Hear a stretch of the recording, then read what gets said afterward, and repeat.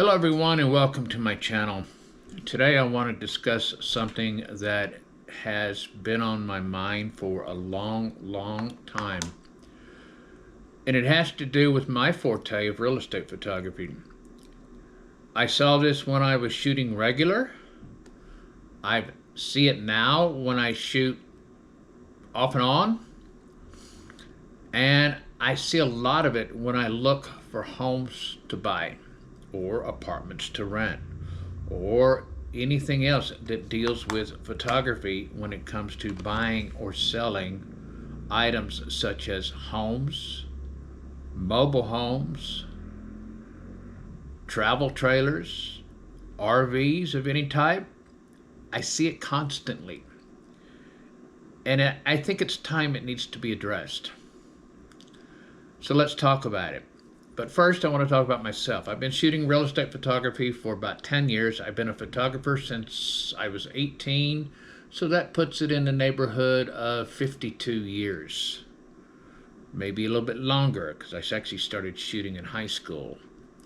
Probably when I was about 16, so let's add 2 years of that 52, so now it's about 54 years.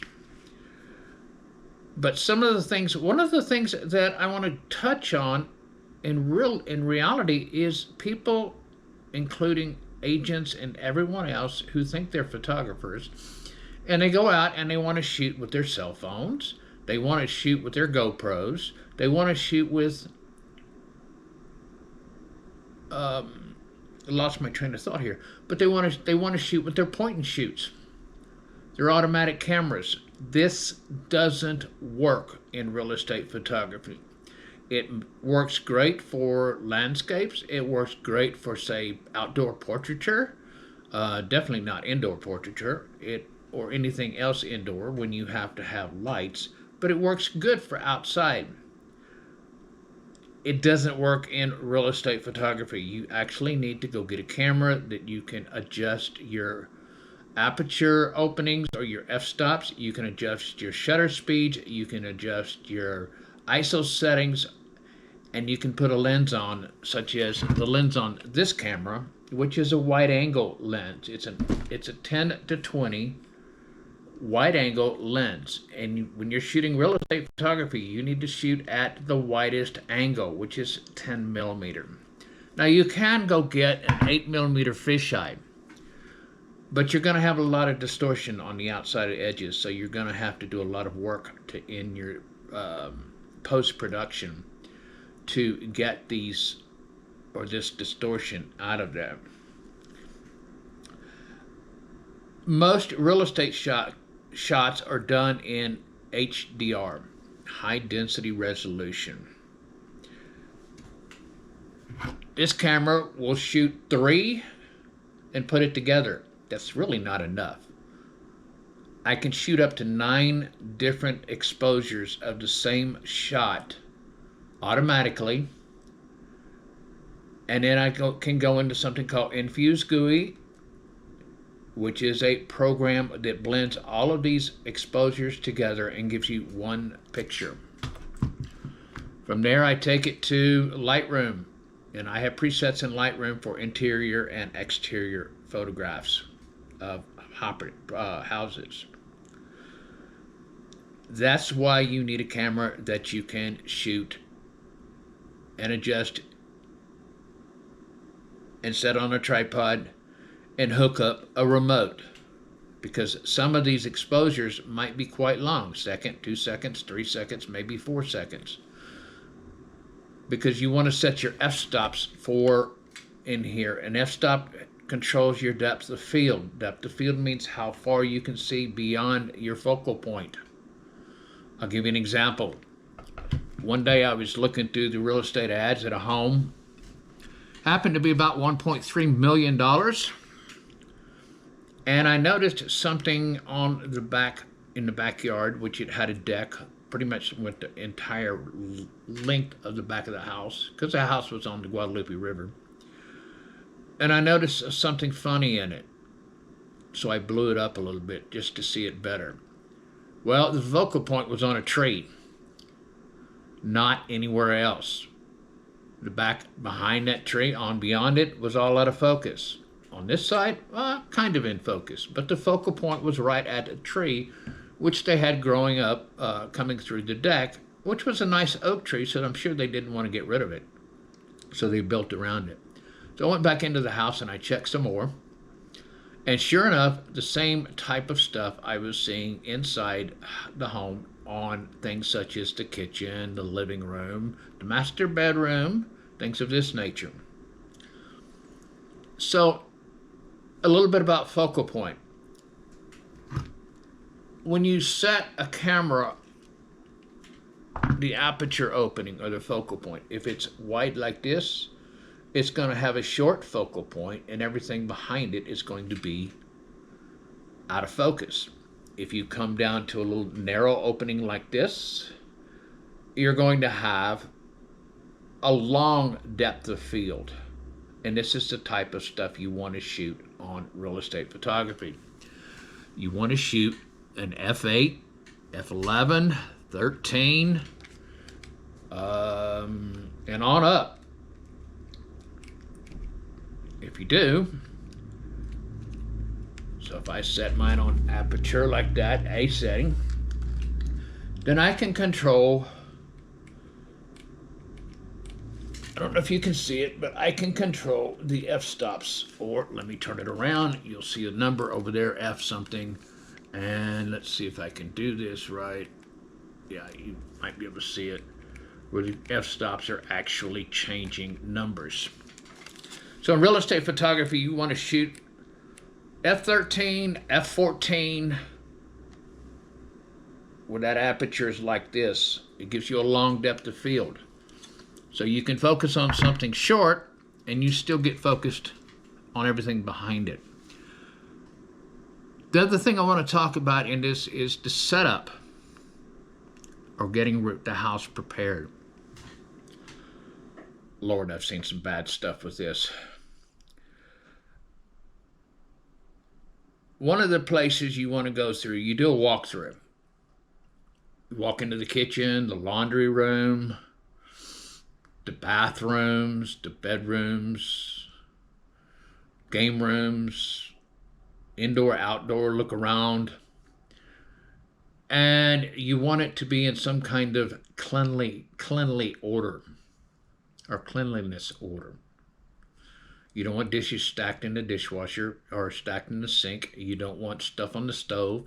You don't want clutter in the bedrooms. You don't want clutter in the bathrooms. Basically, you want this stuff to look neat. So you may have to spend some time doing this, and a good place to put all this clutter, especially in the kitchen, is in the oven. Just put it in the oven and hide it. If it's in the laundry room, if you got a place to hide, that's good. If you don't, well, you may not shoot that room. In a bathroom, you can put the clutter under the counter, in a cabinet under the counter. If your homeowner is around with you, they can do it. It's better if they do it than you, because you could get accused of breaking something, which they always love to do.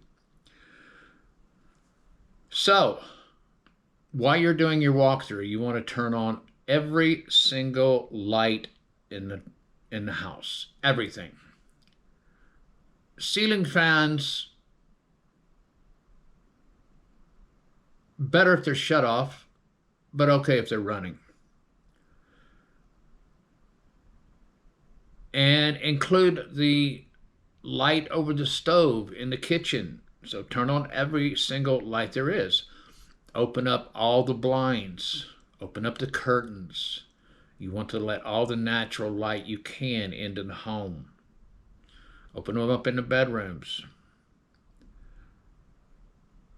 If you can raise the blinds and get them out of the way, do that. Raise them up out of the way. If not, at least open them up where they're wide open. Another thing about shooting HDR or bracketed photos, we used to call them brackets a long time ago when we were back dealing with black and white photography and using a darkroom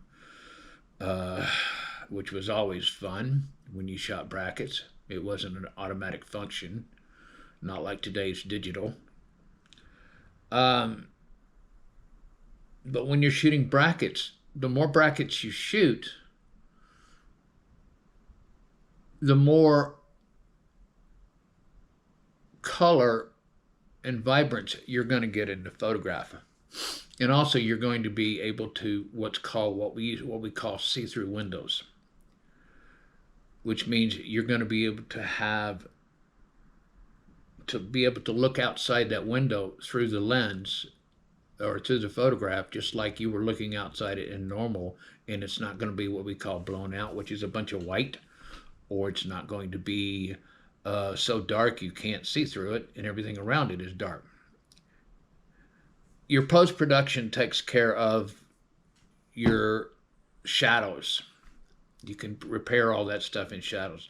Or if you want, you can put a flash on top, or put it as a remote flash and shoot it up where you're going to have shadows, which is generally around open windows. You can hide that flash on the floor, raise it up, and point it up at the window, and let it shoot up. Okay, let's talk about another thing. So now we have everything ready to go. We've done our walkthrough. We're ready to shoot. Choose where you want to start. Start in the backyard if you want. Start in the front yard if you want. Me, I used to start in the front yard. Still do. Unless the weather looks like it's getting ready to rain. Then I'll do the front yard and the backyard, and then come in and shoot the house, because now I've gotten my shots outside and I don't care what the weather does. It can rain all it wants to. But when you get ready to start shooting, choose what you want. I generally would take 3 photographs of the front yard, 3 of the backyard, straight on to the sides. Both sides is an angles on both sides.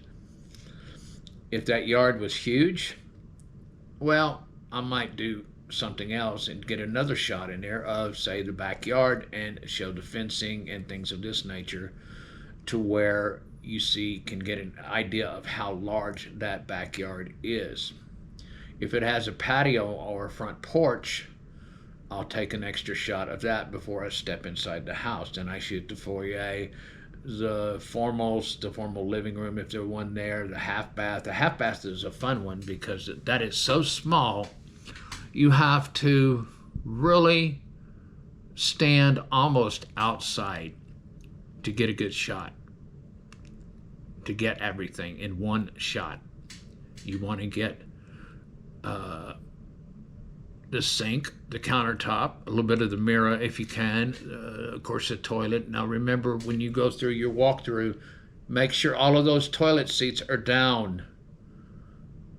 I've seen them pictures where they come up, and guess what? Somebody didn't flush the toilet, so you can imagine what was floating in there. Sounds gross? It is gross. Shut your toilet seat, so where you can get all of this into one shot. Now, I'll go to the foyer, then to the living room, then to the kitchen, and then I hit the master bedrooms. If it's a 2-story house or a story and a half, I go upstairs and I might hit the playroom, and then hit the last 3 bedrooms or 2 bedrooms or however many bedrooms there are upstairs and bathrooms, and then I'm done. And when I was shooting a lot, I was shooting about 4 or 5 houses a day, inside about anywhere from 4 to 5 hours. In other words, 1 hour. No more than 1 hour per house if I could get away with it. Now, these huge 10,000 square foot houses, no, they were all day affairs, and sometimes all night, because you had to get night shots, you had to get drone shots, you had to get sunsets and all this stuff around the house. And most of those, to help with the photograph of the huge houses, I generally incorporated someone to come shoot as a second shooter. Something to remember when you're shooting indoors around objects which reflect, like stainless steel appliances, like windows, like mirrors. Be careful not to get yourself or your equipment in that mirror or in that reflection. So when you're shooting in a kitchen and they've got that stainless steel, they've got those stainless steel appliances, make sure that you're not in the picture because your reflection is kicking off one of those appliances. In the bathroom, oh God, I've seen this many times. Real estate agent comes in with her cell phone and she's shooting the mirror, trying to show it off. And guess what? Her picture is, her shadow and or not her shadow, but her reflection is right there. Don't. That's a big no-no. Hit those things at an angle. If your tripod gets caught, that's one thing. You can generally Photoshop your tripod out of the picture, unless it's a weird looking bathroom. When you get into the master bedroom, look on the walls. I've actually run across a master bedroom who the owner, the husband, was so proud of his wife that she had all of her naked pictures on the wall. Take those down and hide them. Put them under the bed, put them in the closet, do something, but hide them. That doesn't look good for people looking at the house. They may like it, but others may not. Now, if it's a painting, I've seen several of these where the painting of the wife or painting of the girlfriend or whoever it may be in the home. I've seen some really nice nudes or nude paintings. I didn't take those down because they were so tastefully done. But I took down many a picture where the genitalia was showing. It doesn't look good. He may like it, she may like it, but a potential buyer may not like it.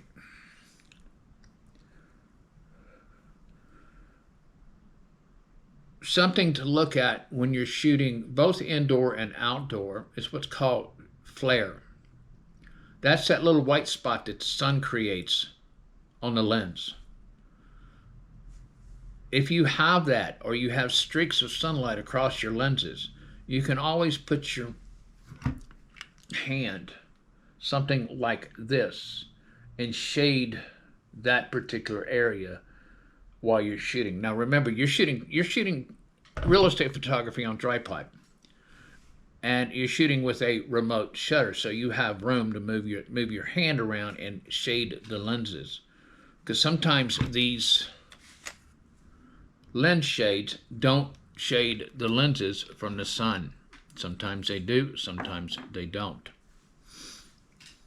So watch out for flares. This can happen indoor as well as outdoors. You can get a flare from a overhead lamp or light in a room.